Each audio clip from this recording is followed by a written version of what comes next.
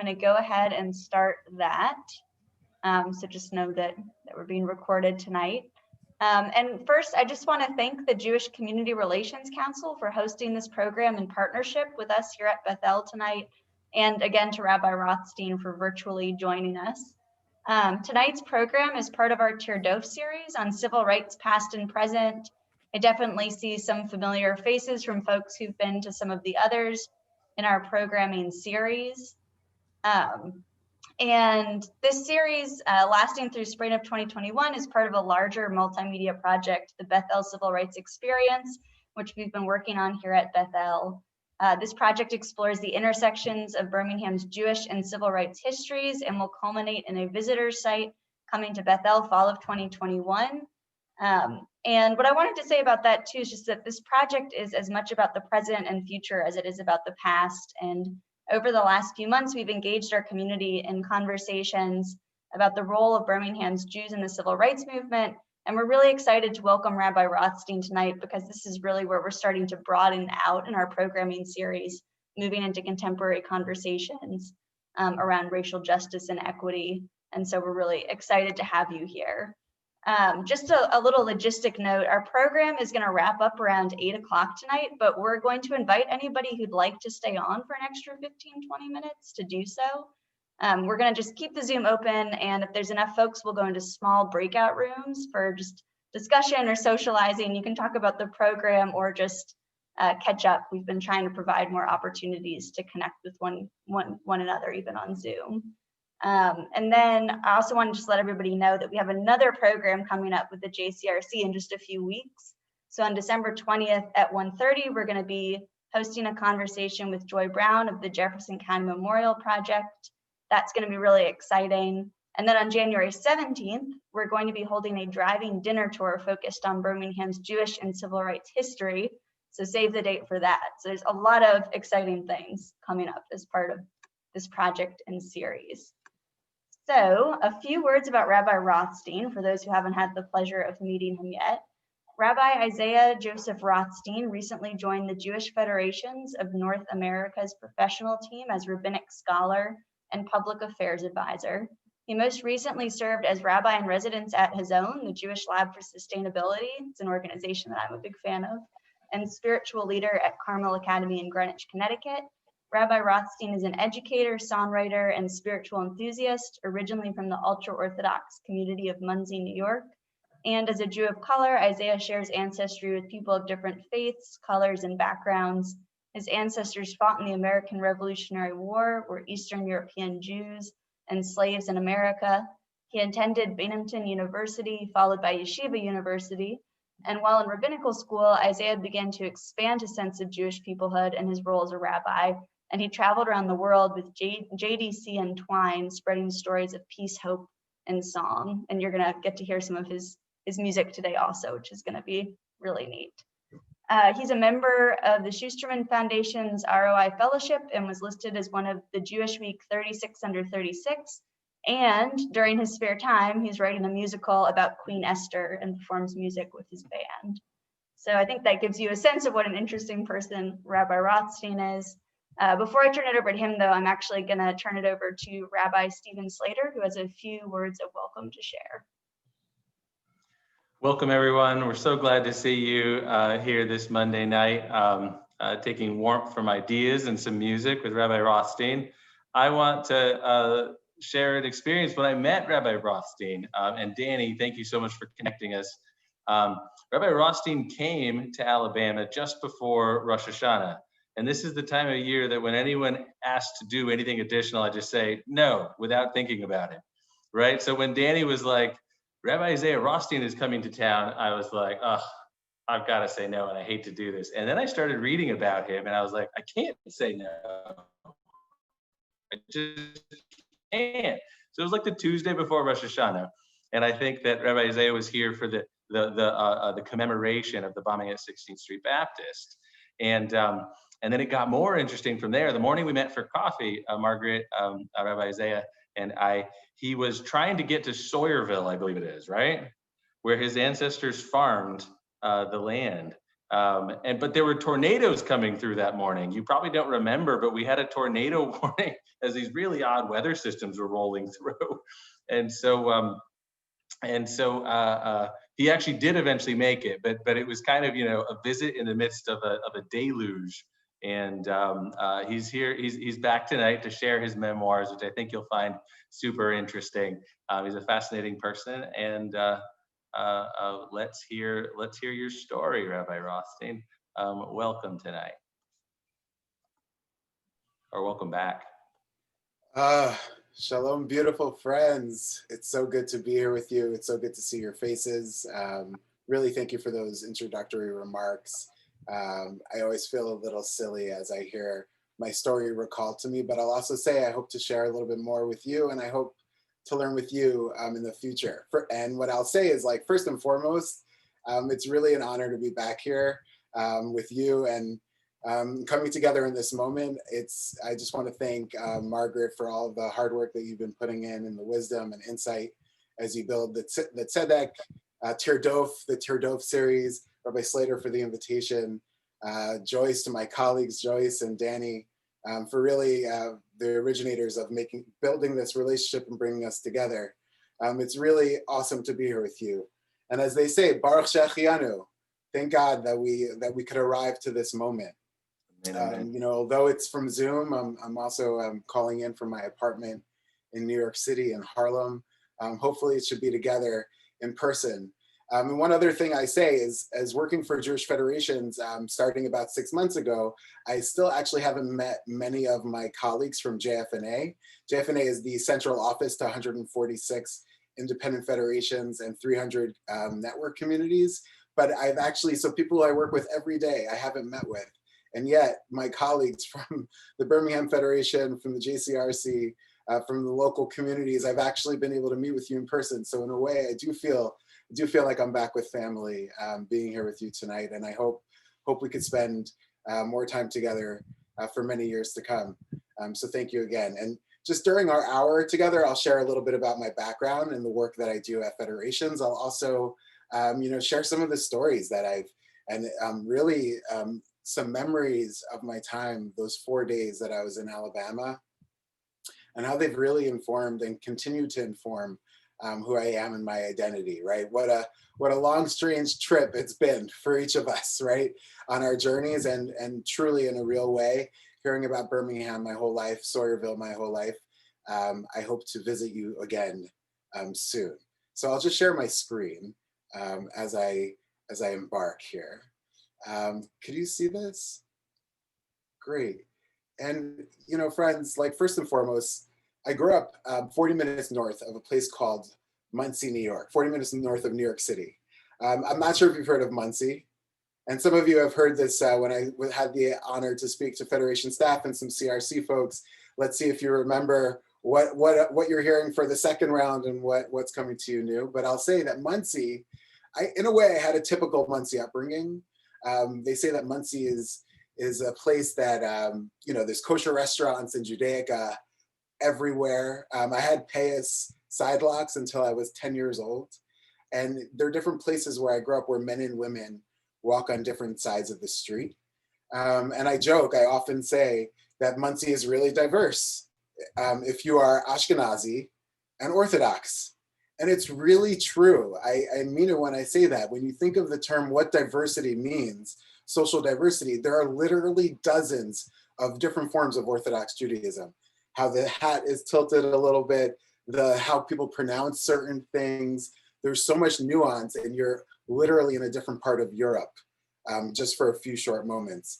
And so I'll just ask you, in thinking about diversity, what are other forms of diversity that come to mind? I mean, this is how we define the term diversity, just so you can see. But feel free to throw it in the chat. What are other forms of diversity that you think of? I'll throw one just to get us started. I mentioned religious diversity.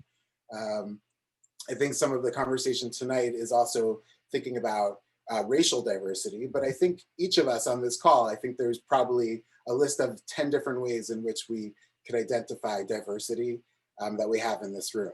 So in that way, did I Did I grow up in a diverse place? Is Monsey diverse? Yeah, but racially diverse? Well, that's a whole longer, complicated story.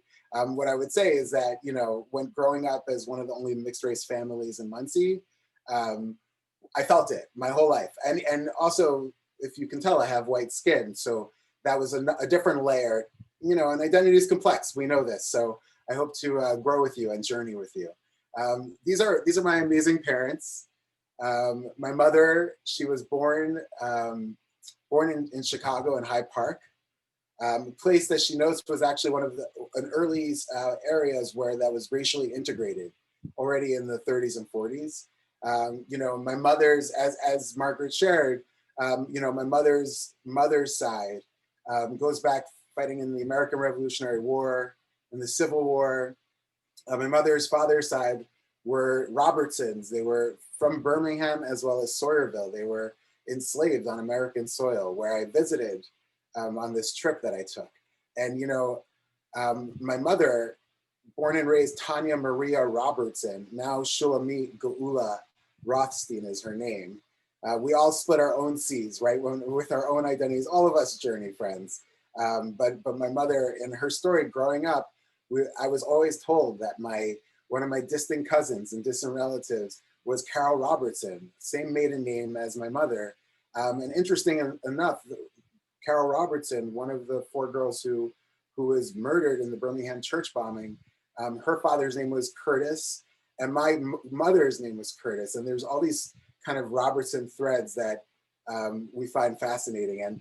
And going on during that time, I'll share a little bit more stories with you, but I'll really say viscerally, I could stand at that corner, that square.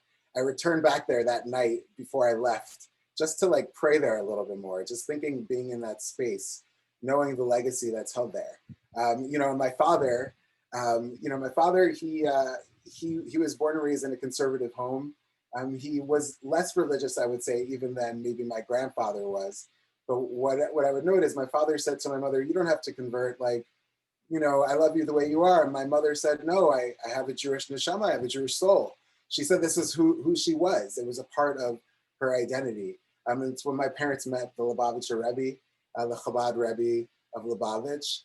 And then they moved to Monsey. That's the long story short of how my family got to who we are and where we are. And I'll just share just the 3 different anecdotes about growing up and what it was like. I think that when you ask the question, who is a Jew, or what does a Jew look like, right? Each of us would answer that differently, but I think it's a really important question.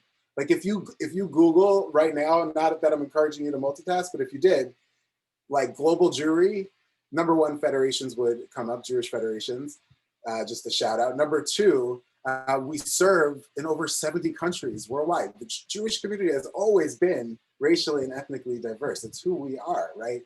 And yet growing up, what some would call microaggressions, people would say things to me, right? I remember, "Oh, are you adopted?" Or "Is your mother from Ethiopia?" Or are you, people would just say these different kinds of things "Wait, you're brothers? How could you be brothers?" Right? And me and my siblings, we would cope. We would interact in life differently. We would joke that I'm vanilla flavor, my brother is mocha, my other is chocolate. We would joke with each other when people would ask us, "Wait, how are you related?"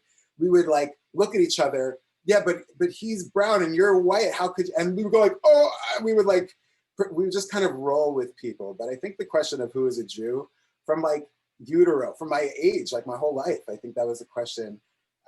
Growing up in the Haredi community, it was a question I asked. Another story I've told, I tell often because I think it captures structurally what's, and not that I want to focus on the negative, but what are all the things that are wrong with the story? And then ideally, what are things that maybe we could look at that support our growth? And, not knowing each of you too well and looking at you through a screen, I really do mean it when I say this story of my childhood, it's something that informs who I am. Just how your stories and who you are informs how you interact in the world. And I do believe that the work that I do and the work that we do together is about who we are. It really does matter. And so the story is I told it already once today. And And I still think of it as really kind of what my rabbinate has been built around, which is just community and belonging. So I was in second grade, and it was during the Grace After Meals, the Berkat Hamazon, where, you know, the song, Baruch Atah Hazan Es HaKol, and there were hundreds of yeshiva boys in the room, and a little boy leans in and he says to me, "You're not Jewish." And I look at him and I go, "Huh?" And I like literally had side locks. Like I was like raised in this Haredi setting. And he said, "Your mom's Black. You can't be Jewish." And I like looked at him, and I remember vividly the moment sitting, leaning over the bench and being like, in my head saying, "Oh my gosh, he's right. How could I be Jewish? My mom is Black." And I remember I started crying, and I remember immediately the rabbi not asking what happened, not like seeing that there were two people in a conversation. He like grabbed my hand and he led me to the principal's office. And then I go into I'm sitting in the principal's office. The principal doesn't interact with me, ask me what happened. This was one of the many Rothstein stories, right? You're a Rothstein. Oh, it's one of the Rothsteins. Like, you know, that was kind of how it was thrown. And he basically just slides across the counter. These calculator watches were like the Apple watches of the 90s, is what I say. Like every child wanted a calculator watch in second grade, at least when I was in second grade. And he hands me a brand new calculator watch. And he says, "Let's just keep this between me and you," right? And by the way, the Torah says, "Lo tikach shochad ki hashochad," right? You shouldn't bribe people. You shouldn't put stumbling blocks. Yaver yisalef, right? It says that this idea that we become lost in a bribe, so to speak, is what the Torah says. And lo and behold, I was bribed to stay quiet by the rabbi. And I get home, my mom sees the watch. And she says, "Where'd you get that watch?" And I say, "Oh, yeah, Rabbi so-and-so told me to not tell you that a child said you're not Jewish because you're Black, and that I'm not Jewish either because you're Black, and he gave me a calculator watch." And like other times in my life, my mother, with like a real strong sense of how to community organize, like she didn't just like tear people up. She didn't just say you were wrong. She like went in, she spoke to the rabbi with respect, tried really showing him. And I remember like sitting outside the hallway, hearing these conversations muffled. And my mom, my family, my parents, they really invested in like helping people see that sometimes what they're doing is problematic. Like they didn't just like, and I attribute what to like me being in this position and also being here with you to like my parents' approach. So anyway, this story just really kind of strikes me because who taught this child that, right? Like that a Black person can't be Jewish, or and someone taught, whoever taught that child that learned that from somebody else. And like for me to even believe that, like, right, was I growing up and learning? So again, I share some of this because it informs my background. Here's just one last example. So growing up in the Haredi ultra-Orthodox setting, each week we would have Parsha sheets. We would have, for the weekly Torah portion, there would be a coloring sheet. So for an example, this week's Torah portion with Joseph and the dreams, you know, and going down, being sold into slavery is Parsha Vayeshev. And what you would see in these pictures were like Hasidic men in full, like Abraham would like be wearing a strimal and have like a long, and he looked clearly like European. And, you know, there were, throughout my childhood, like when things like that would come up. So here's an example like of Moses. Like my mom, I remember as a child, she said to me, she's like, "Tell me, do you think Moses looked more like your color skin or my color skin?" Like just a reminder of like, in the biblical narrative, like geographical placement, the likelihood of Moses looking like someone from Poland is far less likely than Moses looking like someone who's sub-African, the Horn of Africa, or that Middle Eastern region. And that's kind of, my mother, like, and both my parents, again, as educators, also as academics, people who, historians, people have focused and read, you know, in their own lives, constantly were like correcting some of my, what I was learning in school as a child. So needless to say, friends, just as I share with you, we all do. I really mean this, like it's an invitation. We all have a lot to consider when it comes to our identities. But as a mixed race Jew, or what now folks call Jews of color, I would say that that was something particularly in my life I had to focus on. And I just would ask you, like, when you hear the term Jew of color, one, how do you define it? I would love if we could use the chat. I'd love to hear from anyone. What is a working definition you would use to define a Jew of color? You know, and I'll share one that we're using at federations. Any takers? Yeah, sure.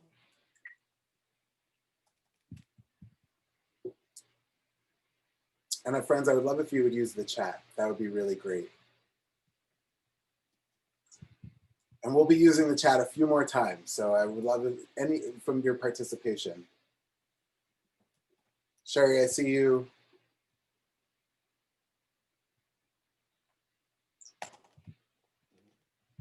See them coming in. So for us friends, if you're like, actually, I don't know how I would put out a definition. Any Jew who doesn't consider themselves white. Nice. Thank you for that. I'm seeing a Rothstein. Shalom, Marilyn. I don't know. We should find out. Are we related? Do we ask? Okay. Michigan. Nice.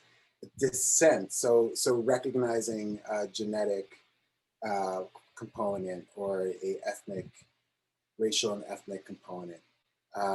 Margaret, thank you. Not Ashkenazi, of European descent, but also agree with Marilyn. Awesome. So what I would say, first and foremost, terminology,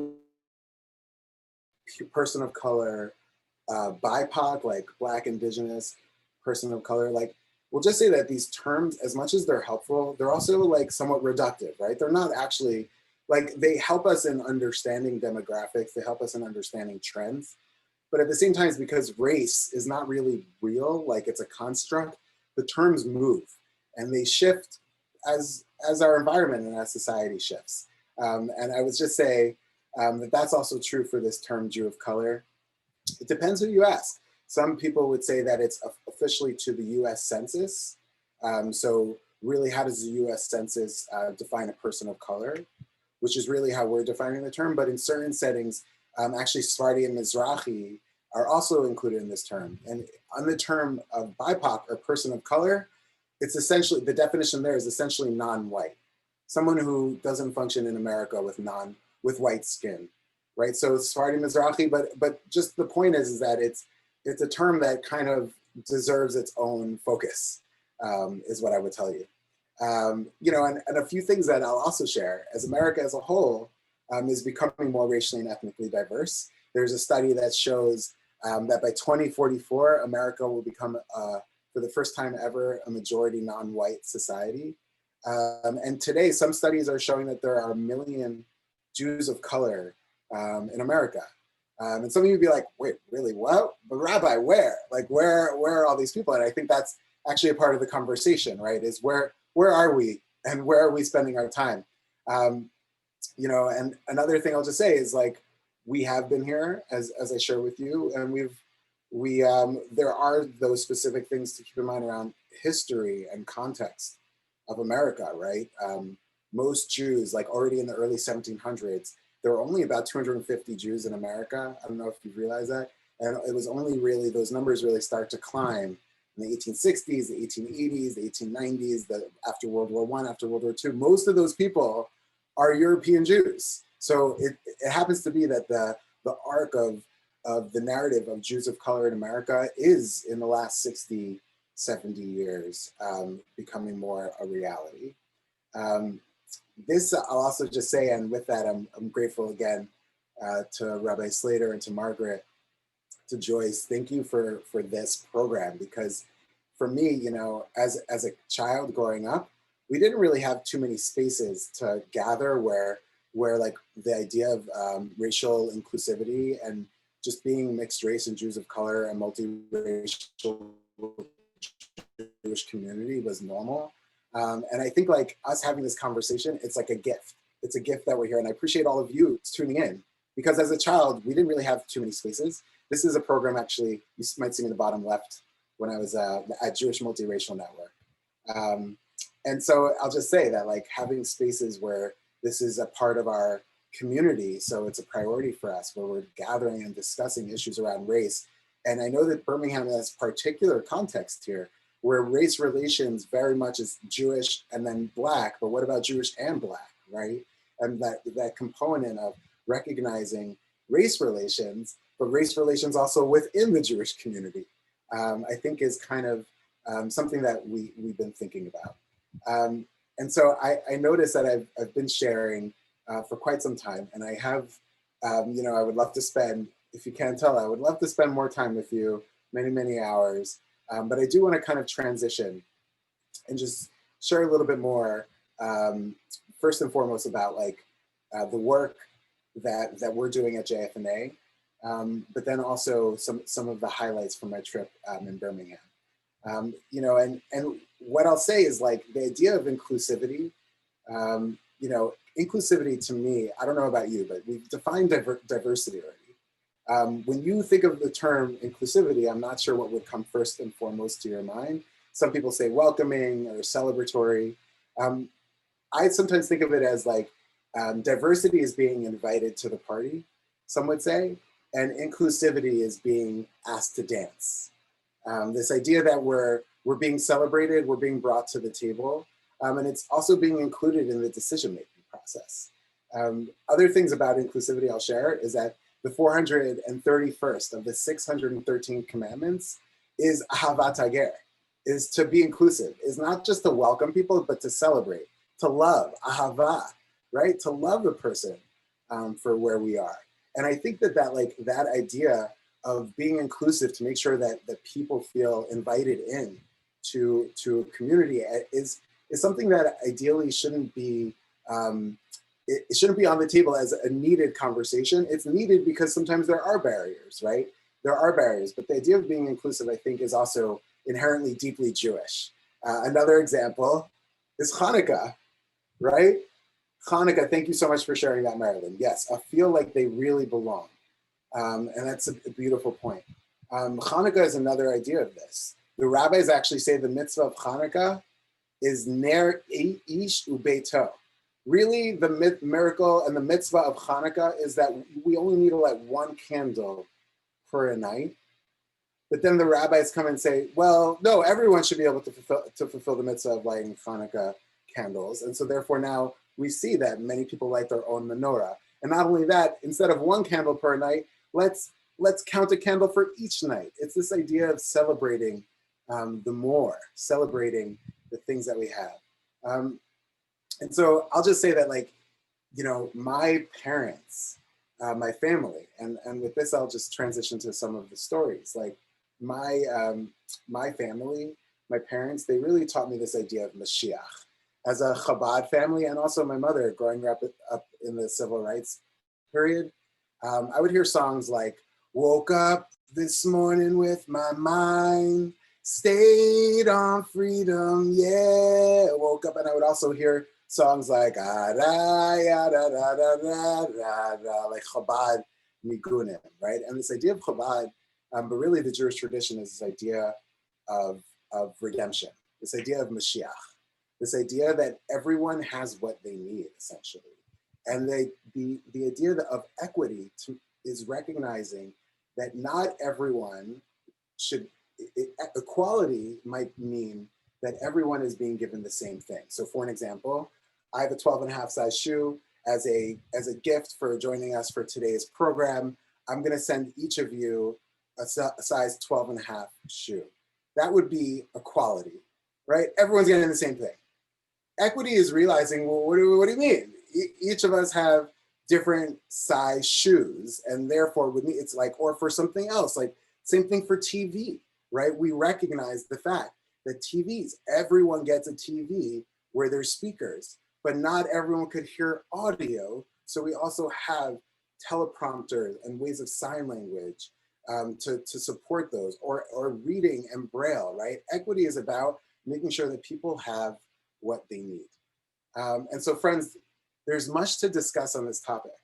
But really, and I'm glad that we could catch up a little bit on who I am, defining some of the terms. But I'll say bringing these terms to life and really seeing it experience with my time in Birmingham really meant the world to me. As a student of American history and my ancestors' legacy, Birmingham feels personal. As I mentioned about my mother's side of the family, the Robertsons, and our affiliation to and our relationship to one of the four girls, Carol Robertson.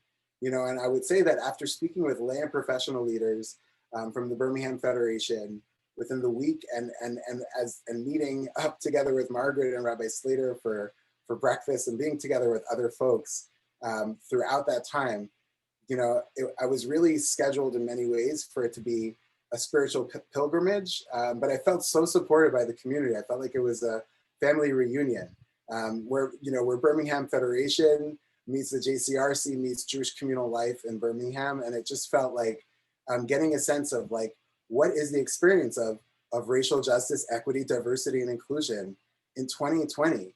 And the being able to meet with people who are so passionate and driven to do this work. And so even coming back to this time today is that much more beautiful. And when I reflect on my time, when people ask me, what was your time like? What did you see? I speak about like how there are signs that speak of forgiveness, that speak of compassion and empathy, like mutual compassion and empathy for one another. I saw these like pictures and different visuals that I have in my mind of like love despite the hatred and suffering that was once here. I also like I mentioned, I visited the land where my relatives were enslaved. I went to, and I visited those spaces where, I'll share with you just two quick stories here. But, during my time in Birmingham, I prayed a lot. I cried a lot. I laughed a lot. I definitely sang a lot. And it's just an honor, like, to think about the common origins and the ancestry that we all hold, and what brings us to any of these places. And I just know that the city that you live in is a marker and a beacon of what this generation needs. Not just the generation before, right? But what the generation needs today. And so how we bridge the generation is something, and to celebrate our common humanity, that's so much of what my trip was about. And I am grateful. So here's two stories from Sawyerville. One was my relative, Lucille Osborne Magruder. She was born and raised in Sawyerville. She's 94. And this is a handwritten map that she made from memory after 70 years of living out west of the area, the Magruder land where my family lived. And we went like detectives. We called family members while driving, looking to make sure we were going to the right places. And one of the places we went to was a burial site, a grave site, and you'll see there's a tree picture, and that's where it was. And I noticed that there was a black cemetery and a white cemetery. The black cemetery, there was a divide in the middle of the fields. The white cemetery had like monuments and trees and tombstones. And the black cemetery, there was mostly an open field. There were only like a few gravestones that we could actually make out. And we walked up, and I'm telling you, I already hear the song vibrating in my mind while I'm sharing with you. But we walk up, and just noticing already that the disparity of not only segregation in life, but also segregation in death. And then right when I walked up to a gravestone and I read the name that I've been hearing my entire life, Magruder, like my family land, it just like hit me like a ton of bricks. And I was with my cousins, Juan Magruder and Marie Magruder, and my brother, and coming from different faith backgrounds, and we really did take our time to like honor our ancestors in that moment. We also went to the Magruder land crossing, and which I'll just get to in just a short moment. But I thought just like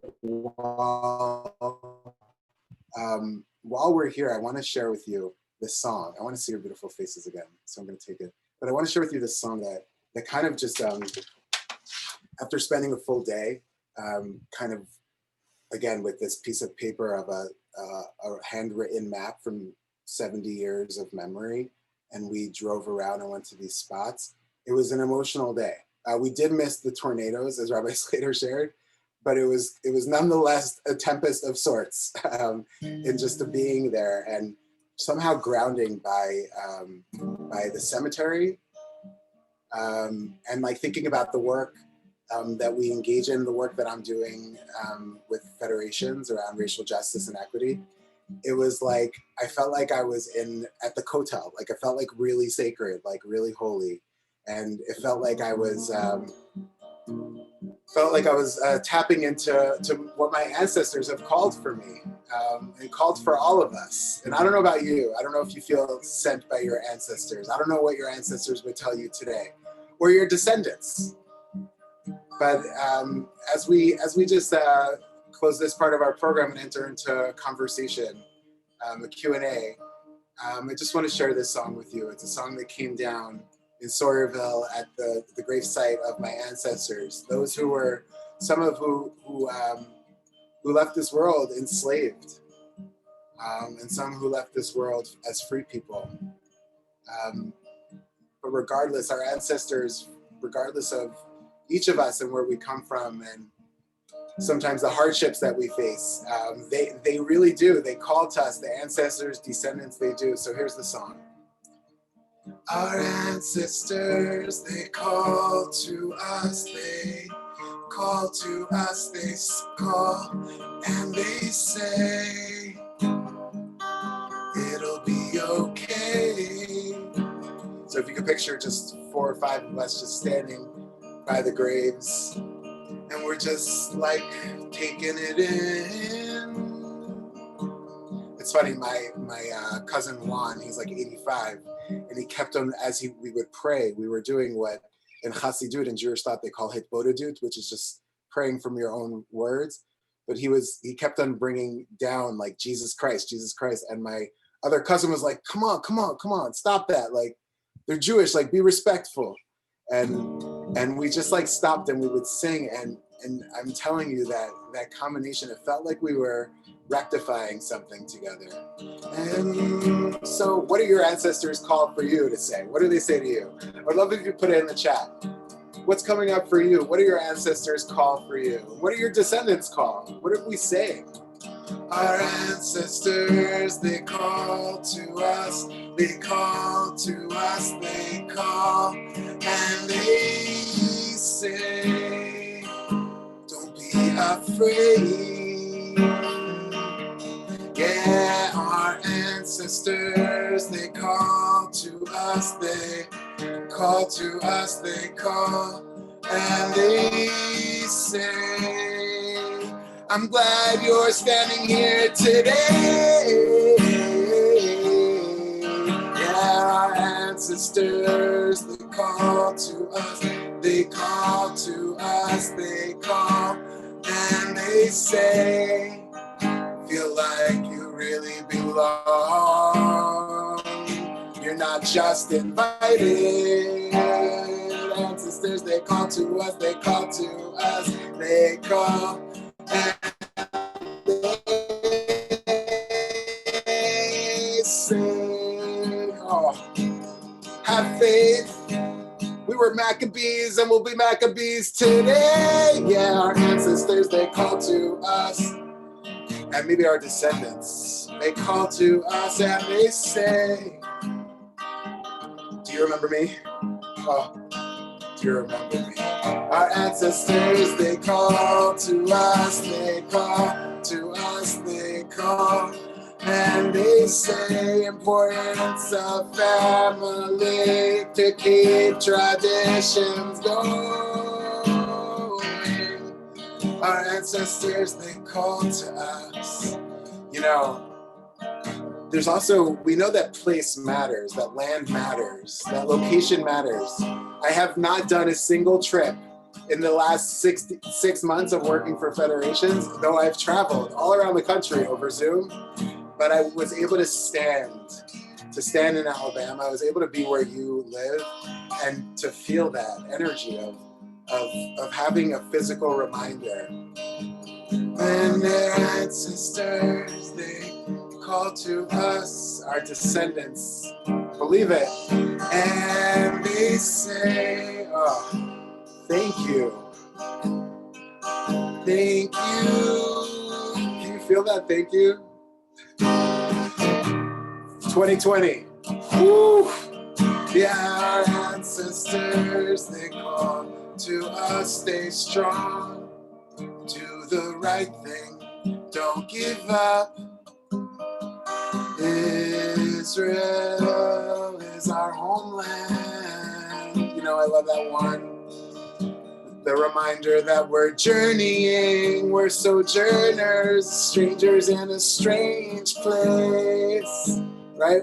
Some call this exile or diaspora, but the recognition that we have a homeland, I'm still with you. So stay a Jew. Sorry if I'm taking a little creative license, but really be accepting. Oh. Yeah, and I think like when we reflect on that, just thank you for enabling me to even just share and to pray with you on that, because I think staying rooted, I think one of the unique contributions of Judaism for sure is staying rooted with descendants and ancestors while also being in the present, like having that thread together. So friends, as we speak of this generation, and with this I'll close, open to conversation. Thank you again so much, really, for being here together tonight. We're speaking to a generation that's pining, we know, for connection, that's pining for meaning, that's pining for clarity around who we are and our identities and how we hold and how we fit or don't fit, especially during a moment that's polarized. So it's my hope and it's my prayer as we go into Hanukkah that we should, first and foremost, we should see the light that each of us could offer to one another. Chachmat Adam Ta'ir Panav, as King Solomon says, that you can see the light that shines out of people's faces when you have a collaborative partner, someone that believes in you. But also we should be blessed, like that we carry the light of the Shamash, right? That we have the belief that we could light up the world. That we have the belief that the fire that we hold, not to be destructed, as some might sometimes say, but because we know that some people want to say burn it down, but no. We say let's light it up, right? Let's light up the world, right? That's the idea that we add a candle each night, friends. So as we journey, thank you again for the invitation to be here, and as you continue your own journey, but our collective journey, it should be something that we remind ourselves of our common bond. And the need to raise our divine image to a brand new level during this generation. So with that, I think we'll pass it over for my guess if we'll have am I moderating Q&A? Should we take questions as is? Should I pass it? Am I passing it? So I think maybe it would be easiest, and I know it's hard to follow that with anything because that was such an amazing presentation. So thank you, Rabbi Rothstein. We do have a few minutes for Q&A if people want to hear more about anything that the rabbi was talking about, his work. I'm sure he's open to a variety of questions. So either put your questions in the chat or you can give me a wave. I'll scroll through so I don't miss anyone. And if you'd rather unmute and do that, that works too. So let's see, is anybody waving me down already?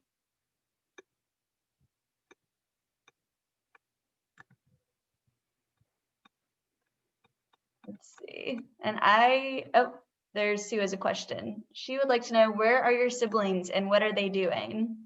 Yes, thank you for that question. And hi, Sue. So my brothers, I'm the youngest of three. My brothers, we all three of us live in New York City. We live in Harlem. And what my oldest brother is like a lawyer, a real estate lawyer, and also a scholar. He's a Fulbright scholar. And studied around Middle Eastern studies and Islam and the intersection of Islam and Sharia law with Jewish law. And my middle brother, Josh, works as a special education teacher and does real estate as well on the side. And that's what they're up to. I often say that they have their own story. What you heard tonight was like my experience and my story. And I do keep them in mind as I do everything I do, as well as my ancestors, as I've shared. Thank you. I think Rabbi Stephen has a question, and I really like this question. He says, you've done a lot of work to integrate your past and your present. What would you say is the added value of not just focusing on the future, as we often want to do, but of drawing the past into the present and future? Definitely a relevant question for us. It's the best. I love that question. Thank you, Rabbi. First, what I'll say is we have a tradition that calls us to reflect on the past every day.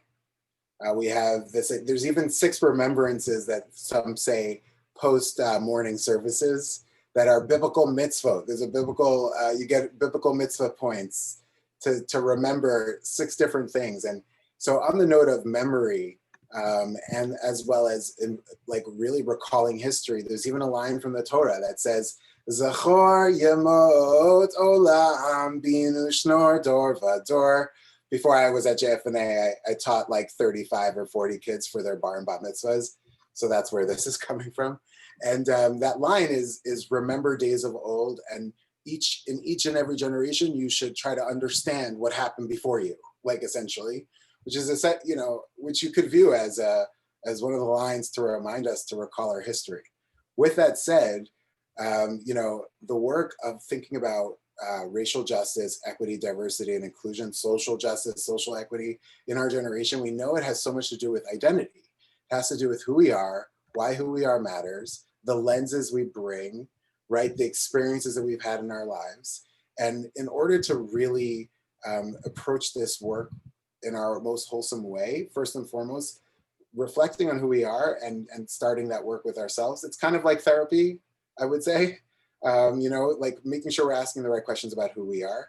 But then second to that, very often folks want to, like, let's say, speak about Black Lives Matter as a topic. I'll just raise that, right? And it's true, we should be speaking about the nuanced approaches to content of the charter and understanding just all of the different pieces to understanding the context of what Black Lives Matter is, right? But to not know also that there is actually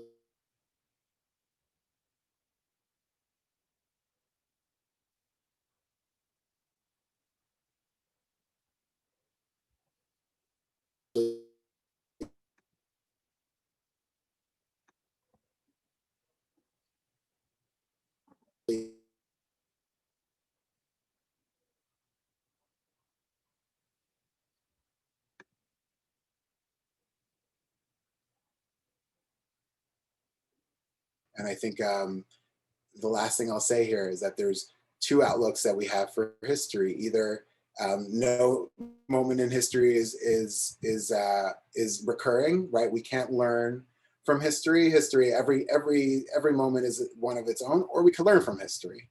And I just think that what we're doing and driving forward in our generation is very much a new, innovative, explorative way, unprecedented, but also we are standing on the shoulders of generations who have invested in this moment. Thank you. And I will say my Wi-Fi just flickered for a second. So if anyone put a question in the chat that I missed, please just throw it back in the chat. But I'll go ahead and read Lisa's question because that's what I can see. So she says, can you talk about your experiences being biracial with white skin in the Black community? How welcomed and included do you feel? Are there any lessons for us? And again, if you had a question before that, just put it back in the chat so that I can see it. Yes, thank you for that. So Lisa, one of the things that I'm currently, we're on the runway and we're about to launch is our JEDI curriculum, a JEDI initiative. JEDI stands for Justice, Equity, Diversity, and Inclusion. And a part of our initiative is education, and we have our curriculum. And within that, we focus directly, we have a full unit, which frankly, you could spend a full year navigating from the resources that we have, that really focuses on Jewish racial identity, right? And thinking about how do we, both as like a national, international, global people, think about race, but then also American Jewry and the frameworks of America and thinking about race. And like, are Jews white, and what's white Jewish privilege? Is that a thing? Like, I don't know, like, and also like, I'm not white, I'm Jewish. Like what, or how could I have white privilege if X, Y, and Z? We explore that. Then throwing in a layer for me personally as a mixed race Jew, you know, who has white skin, who has, I joke, I'm like the undercover brother, right? Like I'm like the white sheep of my family. Like I literally I feel like it's both a superpower and it's kryptonite at once. Like I have had front row seats to so many moments around racial slurs. I've like definitely felt the shift in dynamics when I'm in the room with my siblings, or my one parent versus another parent. So like, you know, being a mixed race Jew that has white skin, yeah, it's like, I'm still figuring it out. I don't know. Like every day is a journey with that. And some moments, you know, my life is mostly racially charged, as you could imagine. So even now, the work that I do feel like that a part of where I'm positioned, right? My privilege, right, is that I do have the ability to navigate spaces talking about specific issues that might come up differently. I don't know. I realize some of that. So I think I'm actually still developing like my own level of self-awareness around my racial identity. I don't think it changes. I think identity is fluid. So, you know, I think it's an exploration that I'm still undergoing and will be for the rest of my life as a mixed race Jew, as a Jew of color. So I'm not sure if that, you know, that exactly like answers your question. You know, on the note of grappling with having white skin in America, with this will be my last thought on this, right? What is whiteness? Like answering that question is like a really important thing to start with, because we get confused, right? Whiteness is for sure a racial category, but it's also a cultural category, right? When someone says like, oh, that's so Jewish, or oh, that's so white, or oh, that, right? There's acculturation, right? And so I can say first, like straight up, like on the one hand, am a mixed race Jew, identify as also a Black American. I like, again, that's me and my identity, right? And I also recognize that in society, on a matrix of looking at whether or not I would want to be driving while Black, right? And recognizing the experiences my brother have, you know, when driving, or when going into synagogue, the experiences that I have versus my siblings have had. Or I realize, like I've spent my whole life realizing that, yeah, I am treated differently because of what I look like, you know, and it's a part of, I think, what we all grapple with, like in a society that is built like around racial constructs. Like we have to, and I think that right now is an awakening where we're all kind of trying to like not get stuck in the terms and actually go beyond them, like is the hope. But we have a lot to learn, as we've been sharing before. We have a lot to catch up on so that we could move towards that, that love that Dr. King speaks of, love with justice, right? The one that sees the complexity behind what we speak of.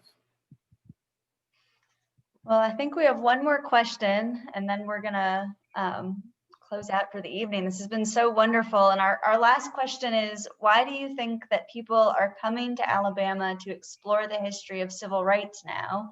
And given your experience here, what would you tell them they're likely to discover and learn on such a journey? Yes, and I would say also to your question, Rabbi Stephen, like I think people have been exploring, right, the history of civil rights and human rights in the South for quite some time, but now, like right now, what's this moment also?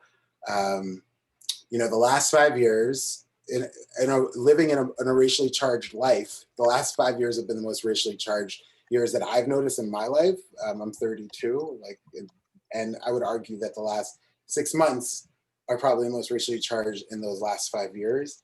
And so I think there's and you know, I hope that we get to learn together more in this, but I think we're in the midst of a truth-telling, there's an awakening happening where people are kind of sitting on like both how far America has taken this idea of life, liberty, and pursuit of happiness. Like, and by the way, like I'm an American through and through. Like I'm a sons of the American Revolutionary War, fought on, like people like enslaved on American soil. Like I believe in our American dream of like promoting social equity, one nation under God, like those ideas.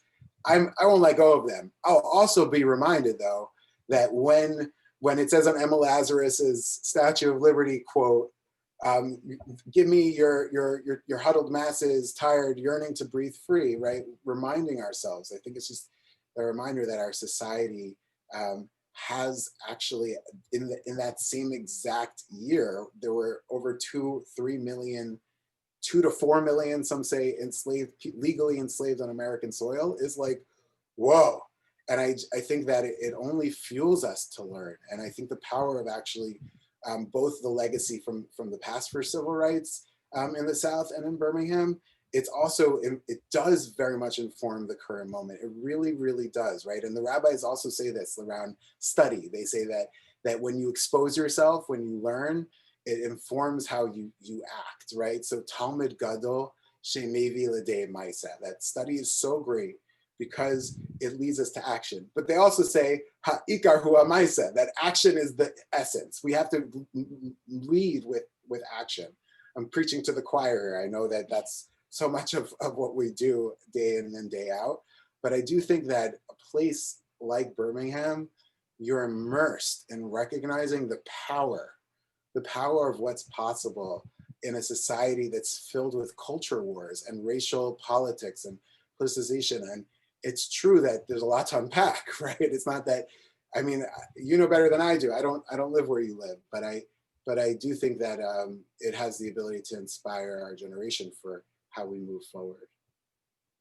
Yeah, thank you. I have to say, I particularly liked that question because I feel like, you know, as I said at the beginning, this programming series is part of a larger project that we're undertaking at Temple Bethel, exploring Birmingham's civil rights history and the intersection with the Birmingham Jewish community. And to me, that project is really not just about learning about history for history's sake, though it might be interesting, but drawing from that history and really seeing how we can use that understanding in conversations about the present and the future. So I'm going to turn it over to Joyce in a second, but I'll take one more minute to quickly plug our upcoming tour that I talked about a little bit at the beginning. So this is going to be on January 17th. We're going to be hosting what we're calling a takeout tour.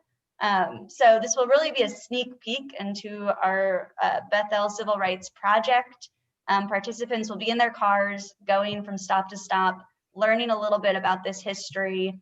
There will be some thought-provoking questions included with that, and then you'll be picking up parts of your meal along the way, so it should be both fun and informative.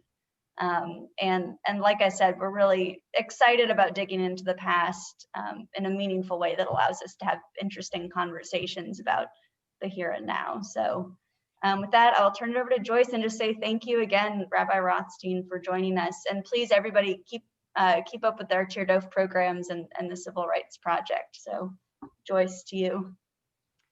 Well, thank you. And thank you, Rabbi Isaiah. Thank you so much for sharing your stories, your insight, teaching us Torah tonight, and teaching us to celebrate the more.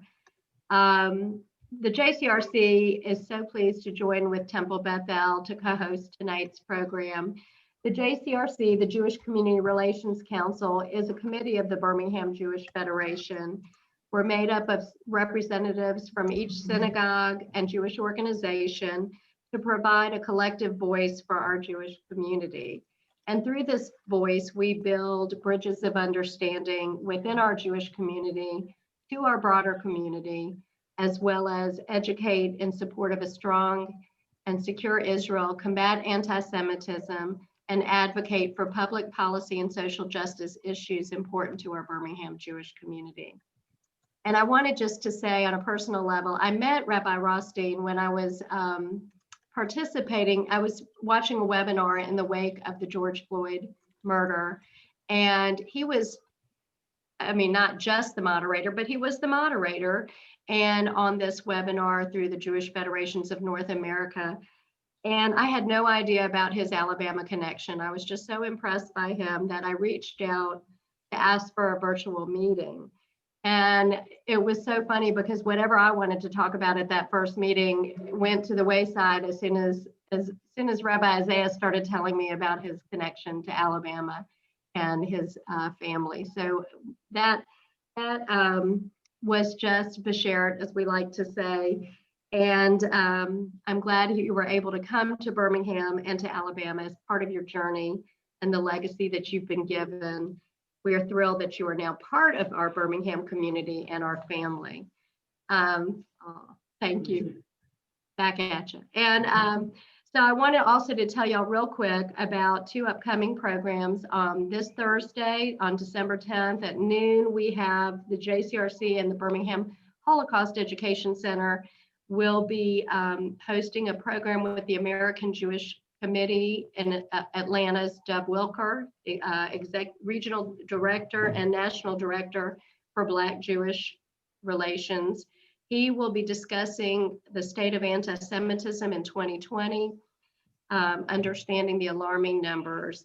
He will interpret and discuss the results of a groundbreaking survey AJC just did on anti-Semitism in America. I will put my email in the chat, and if you would like me to send you the registration link, I will do so.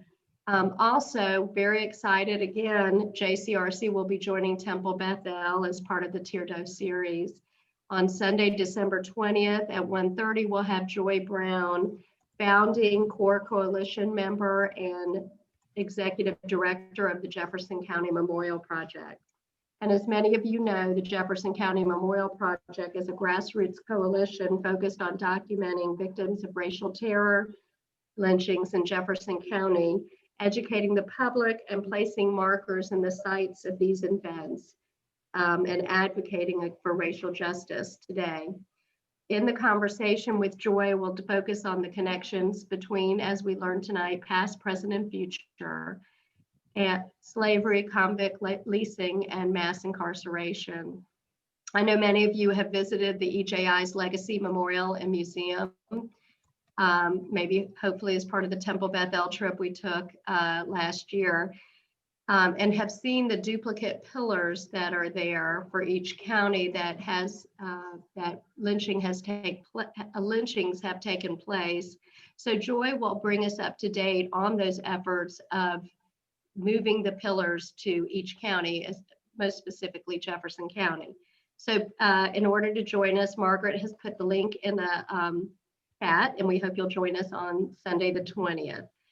And I would just want to wish you all, I want to thank everybody for coming and thank Rabbi and Margaret and Rabbi Isaiah for putting this together tonight, and wish everyone a happy Hanukkah and a good night. And I think don't forget to stay on if you'd like to kibitz a little. So good night. Rabbi Rothstein, thank you so much. Say it again. Thank you so much. And come see us again soon. Rabbi Slater, I mean, honestly, that it's so wild to think about the time vortex of like when we first met to right now. Mm-hmm. And all it means is that we now need to plan our next time together, you know? Amen, amen. Amen, amen. Well, you brought light to us here with this talk. Thank you. It's my honor, really, really, really. And Joyce, it's kind of wild to think that, I think you just invited me. You're like, well, come on down. And I was like, okay. What did I tell you? You had to come touch you said you have to come touch the soil, and I told you it's the sorrel. Sorrel. Sorrel. Yeah. I guess I'll stop recording us here. Oh, yeah. Are you gonna, do people